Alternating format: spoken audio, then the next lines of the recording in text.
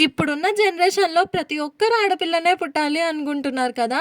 మేము అలానే అనుకున్నాం. మా ఆయన ఏకంగా విజయవాడ దుర్గమ్మ దగ్గర ఒక ఒప్పందమే చేసుకొనొచ్చిండు.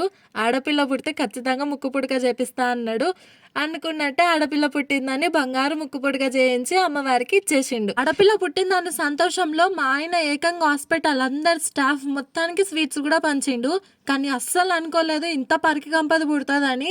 వాడికన్నా దానిలోనే ఎక్కువ ఉంటది ఇంట్ల. ఆడపిల్లలు ఉండాలి. కానీ మరీ కంపలు మాత్రం ఉండొద్దబ్బా! చీటికి మాటికి అలుగుతానే ఉంటది. మూతో తిప్పు, ముక్కో తిప్పు తిప్పుకొని అసలు ఎవ్వరి దగ్గరికి రాకుండా ఒకటే దగ్గర కూర్చొని అర్ధగంట అయినా ఏడ్చుకుంటూనే ఉంటది.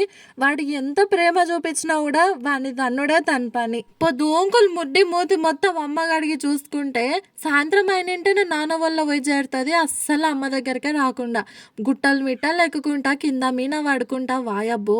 నా బిడ్డతో నా ఆడపిల్ల లక్షణాల కన్నా రౌడిజం లెక్కలే చాలా ఎక్కువ ఉన్నాయి అబ్బా! ఆ కొడుకు అసలు మరి ఇంతగానం ఎప్పుడు సతాయించలేడు. వాడు చిన్నప్పటి నుంచి అయినా జస్ట్ నైట్ టైం ఏడుస్తుండే కానీ ఇది కనీసం వాడు నా మీద కూడా పడుకోవద్దని వాడిని కొట్టి కొట్టి లేపుతా ఉంటది. అది ఎంతసేపు ఏడవని అంతే. వాడిని మాత్రం లేపడొద్దని టార్గెట్. ఇది ప్రేమనో అతి ప్రేమనో లేకపోతే ఏం ప్రేమనో నాకైతే అస్సలకి అర్థం కాదు. మీ ఇంట్లో కూడా ఇలాంటి కంపలే ఉన్నారా? ఉంటే మాత్రం ఖచ్చితంగా కామెంట్ చేయండి. వీడియో నచ్చితే లైక్ చేయండి. సబ్స్క్రైబ్.